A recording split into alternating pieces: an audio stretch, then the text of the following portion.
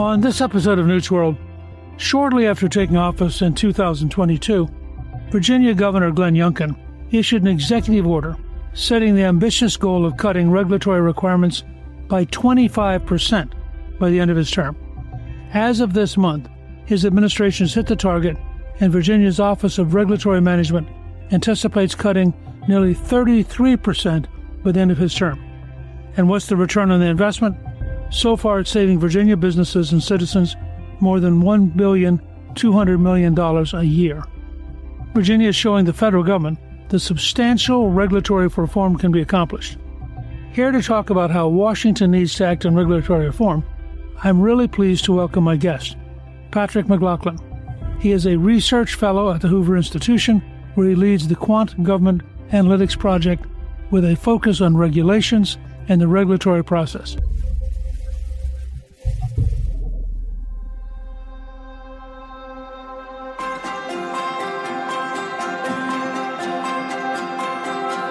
Patrick, welcome, and thank you for joining me on Newt's World. It's my pleasure to be here. Thanks. First of all, to introduce our listeners to the Hoover Institution itself, tell us a little bit about it. The Hoover Institution has been around for quite a while. It was founded at Stanford University in the first half of the 20th century with a focus at the time on peace and the post-devastation of the First World War, but expanded into a lot of other areas, economics being one of them. I am an economist by training, and so I've been brought in there to work on research related to the economics of regulation and deregulation. But Hoover Institution goes a lot of different directions. It's a large shop, and it's generally concerned with the overlap of public policy and things like economics or historical knowledge, history, I guess I should say, public policy-oriented fields of study. There's a certain elegance there. You have the afternoon wine and cookies and a whole sense of people who are not involved in the daily fight, but they're involved in thinking about very big ideas and very long-term impacts. Yeah, that's a good point. I've worked in other public policy-oriented shops in the past, and it really does seem like Hoover values the idea creation that sometimes can only occur in a place like that. That's right. I mean, it always surprises people in Washington, where the urgent drives out the important, that really thinking takes time. I'm glad you said it. I'll relay that to my boss over at Hoover. There you go. So you lead what's the Reg Data and QuantGov projects. Okay, you have to tell us what are Reg Data and QuantGov projects. Sure. I think the easiest way to understand what I'm doing in these projects is to imagine going into a library. You could probably do this in your town right now. Go into a library and find the Code of Federal Regulations and just look how many volumes of books that is. And you're going to see there's hundreds of volumes of books. It's going to take up multiple shelves. And if you wanted to have any sort of idea of what is in all of these hundreds of thousands of pages of text, you would have to have either some sort of table of contents and index and go into specific spots, but you still wouldn't know what everything else is, or you'd have to use computer programs. And that is what the QuantGov and Reg Data projects are. It's essentially using computer programs to go through all of the volume of regulations, not just at the federal level, but across all the states and in some other countries as well, to better understand what is on the books, how that's changed over time, and how those changes affect our economy and outcomes for individuals. You indicate that around 1970, there were about 400,000 restrictive terms about you shall or you shall not, you may not. And that's now jumped to 1.1 million today. So in a sense, there are in government regulations so many different prohibitions and enforcements that a normal citizen actually is almost always in some way violating something. Yeah, you're pretty much guaranteed to be breaking a rule. You might even be a criminal. Yeah. Attorney General Jackson told Roosevelt, I think about 1939 or 40, that we now had so many laws that you virtually guarantee that everybody's a criminal. And that was back when it was much simpler and much smaller. So why do you think the growth has been from 400,000 in 70 to over 1.1 million today? What is there in the system as it's evolved that leads it to that kind of coercive language? There's, I guess, two things I would highlight. One is the whole Administrative Procedure Act, the process by which regulations are made, is biased towards the creation of new regulations as opposed to managing the stock of regulations on the books. There's a whole well-defined process for making new rules, but there's not a defined process for re-examination of the existing ones at all. So there's that. And then the second thing is, if you look back over time, there's, as you've already highlighted, a tendency for regulations to grow, but that growth rate does change a lot. We saw massive growth in the 1970s, and that was driven by the creation of new regulatory agencies. The EPA, for example, was created then. So that's a big driver. Even in later years, we saw in the first Obama administration very rapid growth, and that was driven by the creation of the CFPB, post Dodd-Frank, the Consumer Financial Protection Bureau. So it's the creation of new agencies along the way will create spikes in the growth of regulation. It always struck me that the actual cost of these regulations is vastly greater than shows up in a direct accounting, particularly for smaller businesses. They just take time. You can't be focusing on your customers or on the next big idea or productivity. You're focused on meeting the government's requirements. That's exactly right. It's the opportunity cost here that we need to be thinking about. I co-authored a study on this. And this is why I created this whole project in the first place. I wanted to know what is the effect of this accumulation of regulations on overall economic growth, not just looking at paperwork costs that occur here and there, but looking at the opportunity costs. Like, what does the entrepreneur who's doing that paperwork not do instead? So I studied the patterns of business investments over time and how regulatory accumulation affects that, and found a substantial relationship there, statistically and economically significant relationship between the accumulation of regulations and business investment. Now, business investment drives productivity growth, which in turn drives overall economic growth. And so, not to get too deep in the weeds on this paper, but we found that the effect of the buildup of rules slowed economic growth overall by nearly 1 percentage point annually. That's a massive effect. Losing nearly 1 percentage point from growth overall year after year is a massive effect. And that's the sort of hidden opportunity cost that we don't see without careful study of the sort of second and third order effects of regulatory accumulation. In your estimate, if we had not had this regulatory burden slowing everything down, how much bigger would the American economy be today? In this study, which we published in 2020, we projected that if we had held regulation constant at the level observed in 1980, so instead of seeing regulation grow between 1980 and 2012, which was the last year of data in this study, say we had implemented some sort of one in, one out regulatory budget starting in 1980 instead, the economy would have been about 25% larger by the year 2012. That's about $4 trillion in 2012 dollars. Bringing that up to today, that would probably be somewhere in the $6 or $7 trillion range. Yeah, definitely. The economy, once it's that much larger, would be that much larger every single year. Exactly. Yeah, we'd be that much more prosperous. So the tax consequence of that would be something like more than $1 trillion of additional revenue with no tax increase. I like where you're heading with this. I think there's a big effect on the tax base of any sort of lost growth. That's right.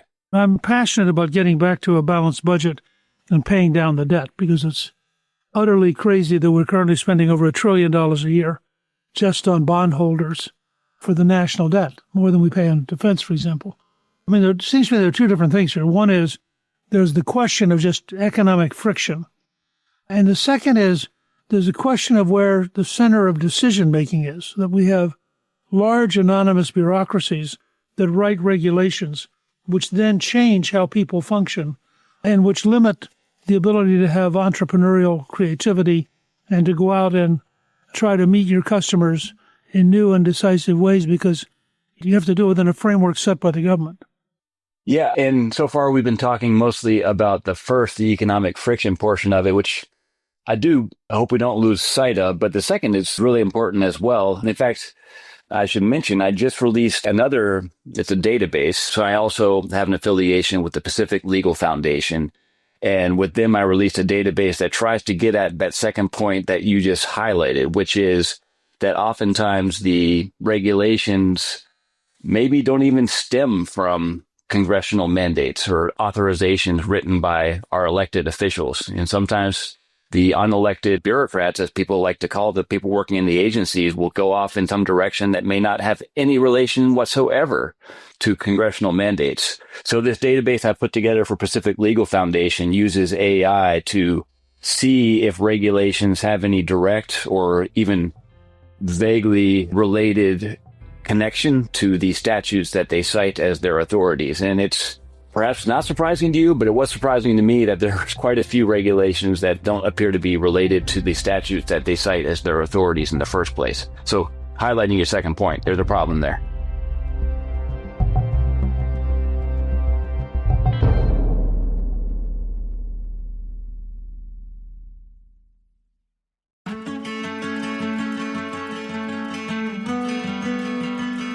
Wasn't that one of the provisions that the Supreme Court came down on recently in saying that bureaucracies can't just make up rules without any kind of legislative direction?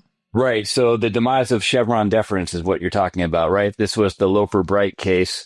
And so for about 40 years since this case in the 80s, which created Chevron deference, there was a tie in the interpretation of a statute between what, say, a regulator said and a company that's being regulated thought it said. The tie would always go to the agency. That is, deference was given to the agency's interpretation of the statute. And that got thrown out the window with the Loper-Bright ruling. That Loper-Bright ruling said Chevron deference, this is the quote, Chevron deference is dead. So now if an agency wants to interpret a statute in some way, they have to justify it. They don't just get the assumption that they're correct. So this ties back to why I made this whole database in the first place. Really wanted to understand where are the statutes that are very vague and that leave a lot of discretion to the agencies to make interpretations that maybe they would have held up in Chevron deference days, but maybe these days are much more susceptible to challenge. And so we're trying to identify those. So in a sense, it shrinks the discretionary power of the bureaucracy and returns more of the power back to the elected officials. If the elected officials pick it up and run with it, right? That is part of the problem here, too. I think for many years, Congress has not been willing to engage in the regulatory battles that they need to.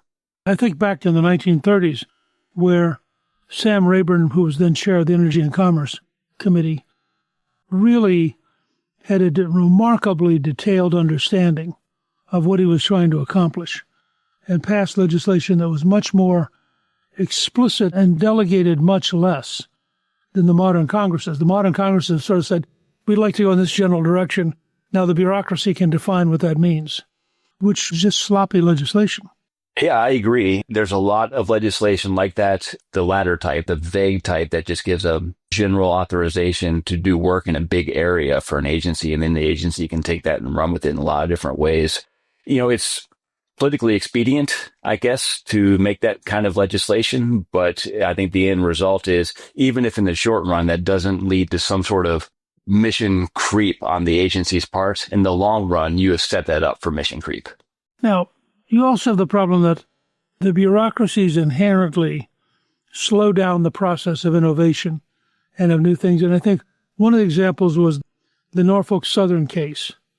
Can you sort of describe just how goofy this was? Here's a pro-safety innovation, which the bureaucracy is slowing down. They developed this new technique for visual tracks inspection and dramatic improvement, and the bureaucracy says no. The justifications elude me entirely for saying no, other than perhaps there's pressure from existing job holders and the unions to keep the existing ways of doing track inspections the status quo for the foreseeable future. But yeah, we have this new technology, these wonderful machines that will go down tracks. They can measure for faults, cracks, etc. in the tracks better than the human can do. They outperform on all sorts of safety metrics, and they're cheaper overall. But the Federal Railroad Administration wouldn't allow that testing to even continue. But I'm not sure where that stands. The other example is what Youngkin has done, where he really has been very methodically aggressive and brings his CEO skills to the governorship. Can you talk a little bit about what you think, why it's so different with Youngkin doing it, and what you think the effect of it is? Yeah, I'm glad you brought that up. Before I go too deep on what Virginia has done, which I do think is probably close to best in class or maybe best in class overall. I should make the point that we are going through obviously a lot of change at the federal level right now too. President Trump is trying to implement a lot of similar changes. We're seeing how it shakes out over time, and a lot of the results are still to be determined. But we should acknowledge it. For as much as I said negative about the federal lay of the land, there have been some positive changes recently. Switching back to Virginia, though. So Governor Youngkin, one of his first actions when he took office was to issue an executive order that mandated agencies reduce their regulatory inventory by at least 25% by the end of his 4-year term. And he did this by creating an Office of Regulatory Management that was sitting inside the executive branch there in Virginia. And that office was in charge of making sure, first, all the agencies did a comprehensive inventory of their baseline. And they had actually already started this a few years earlier under a different law. So agencies had to have a starting point. This is really key. This is one difference between a lot of state approaches and what we see at the federal level. So have some data for where you are, measure where you are as a starting point, and then you can see, are you achieving your goal? In this case, 25% reduction within 4 years. Without that baseline, how are you going to measure progress? So this Office of Regulatory Management established the baseline, worked with the agencies very, very cordially, I would say, to make sure that they're looking in all of their regulations, also in all their guidance documents, which also sometimes gets ignored at the federal level, depending on the administration. Looking at things like third-party standards that are referenced by regulations. An example here is the International Building Code is frequently, probably in every state, referenced as the standards that are used for constructing new buildings.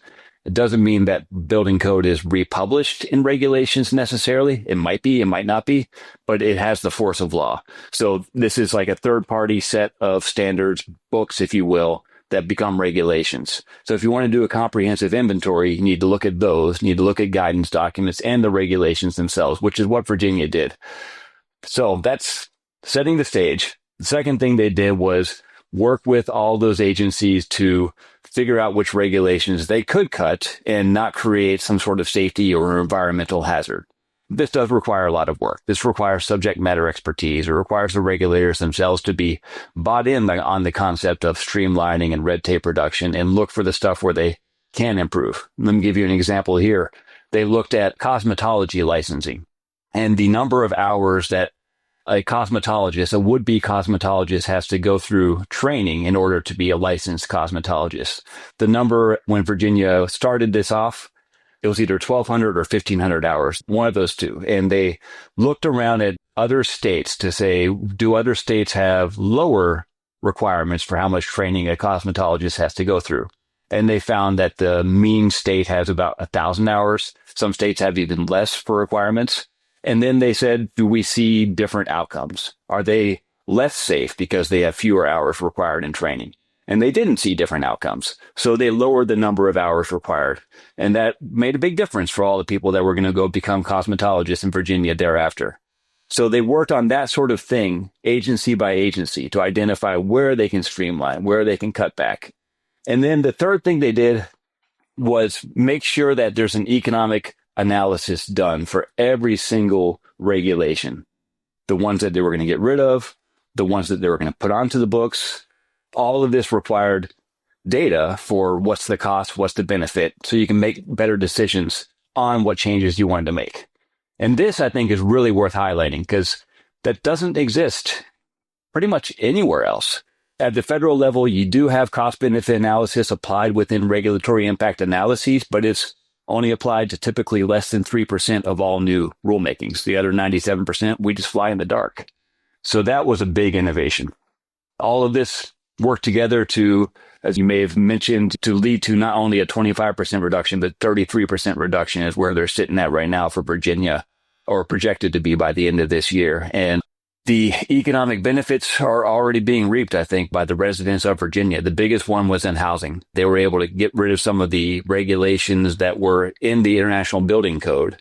They decided we don't actually need these things. They're effectively gold plating. An example there is there had been a requirement for bird-safe windows on new construction, which is a nice thing to have, perhaps, but it doesn't necessarily improve human safety.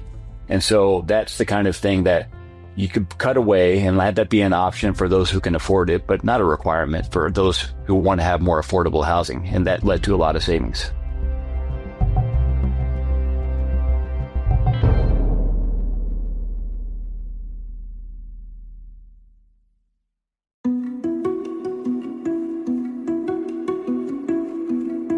This whole process of figuring out what are you trying to accomplish and how do you measure the outcome rather than the process.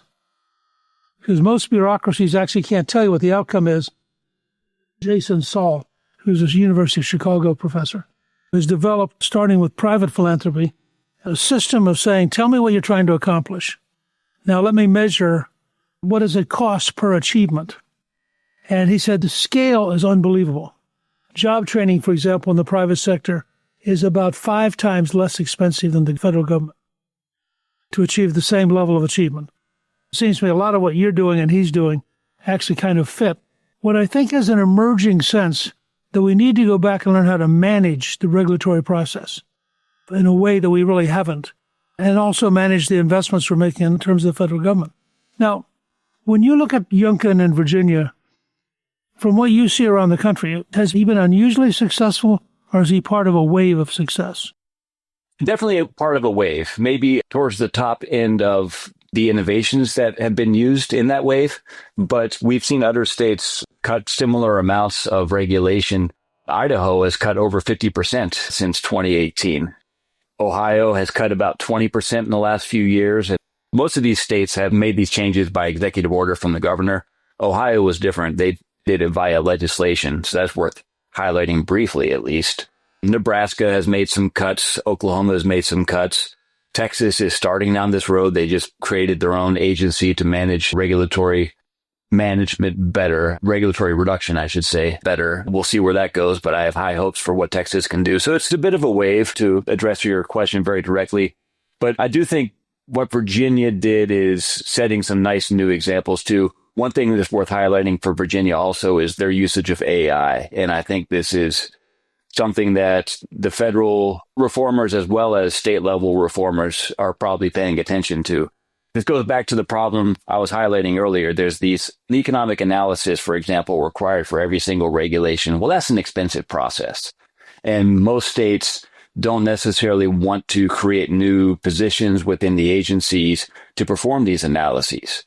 The governor of Virginia, Governor Youngkin, put together a pilot program that has this company called Vulcan Technologies doing automated cost-benefit analysis for these regulations with AI. They're doing some other things too. They're using AI to identify where a regulation goes farther than what the statutory requirement says. One of the problems they often ran into in Virginia was an agency would say, well, we can't cut regulations because there are statutes that say we have to have these regulations on the books, so there's no room to deregulate. We're legally required. Well, this company made an AI tool that goes back and says, are you really required or is it an option? And they can identify where regulations are optional versus mandated and gave the agency some room to work with there. Now, when you see all this deregulation across the country, have there been occasions when, in fact, they went a stage too far and there have been negative side effects? Turned out that the regulation was actually needed? We haven't seen that yet in this wave of red tape reduction that's really been happening in the last decade or so. I think that's deliberate. Going back to Idaho, the governor there was very careful to make sure he ordered the agencies to cut regulations only when it wouldn't reduce health, safety, or environmental outcomes. And even going back farther, the province of British Columbia in Canada, back in 2001 to 2004, really was the pioneer in this space. A newly elected government decided it needed to cut regulations. They had promised in their campaign to cut regulations by a third. And so when they got into office, they implemented that promise, and they ended up cutting actually nearly 40% over a 3-year period. We didn't see any sort of negative environmental outcomes or safety outcomes there either. We've been able to study this now at length. But what we did see, by the way, is very positive economic outcomes. The growth rate in BC and British Columbia there increased because of the regulatory reduction by just over 1 percentage point, consistent with the point I made earlier. In your judgment, if the Trump administration could deregulate between 1/3 and 40%, what would the impact on the American economy be? On growth rate, if we cut that much, I think we'd see about 1 percentage point added to the growth rate.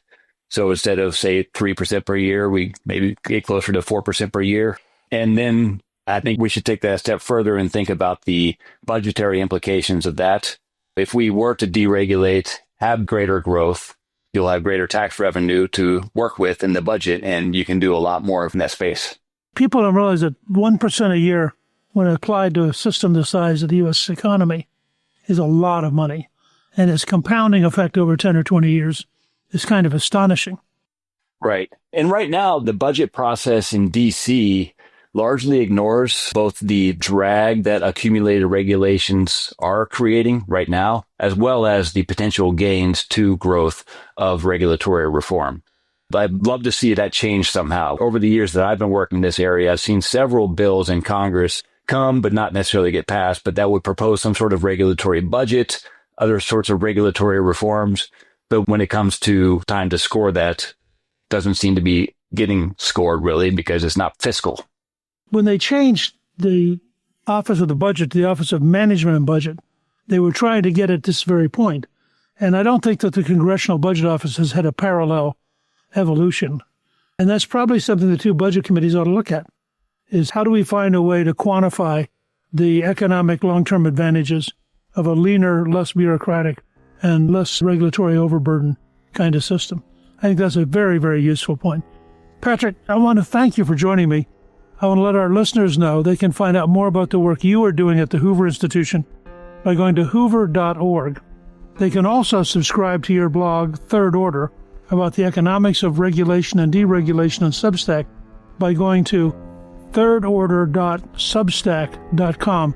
This has been a really positive and really encouraging conversation. I appreciate the opportunity to be on this. It's been my pleasure to chat with you. Thank you to my guest, Patrick McLaughlin. You can get a link to his work at the Hoover Institution on our show page at newtsworld.com. Newt's World is produced by Gingrich 360 and iHeartMedia. Our executive producer is Garnsey Sloan. Our researcher is Rachel Peterson. The artwork for the show was created by Steve Penley. Special thanks to the team at Gingrich 360. If you've been enjoying Newt's World, I hope you'll go to Apple Podcasts and both rate us with 5 stars and give us a review so others can learn what it's all about. Right now, listeners of Newt's World can sign up for my 3 free weekly columns at gingrich360.com/newsletter. I'm Newt Gingrich. This is Newt's World.